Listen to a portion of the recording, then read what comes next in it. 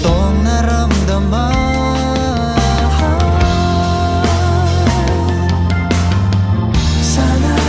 Sana naman ay mapagbigyan na at nang mapakinggan ang tibok ng puso kong sa'yo lang naramdaman ng tunay na kaligayahan.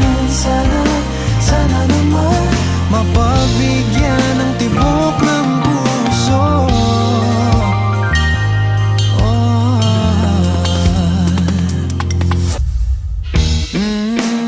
Ngunit biglang katahimikan, wala namang matandaan na nasabi baka sakaling ika'y aking nasaktan. Bigla na lamang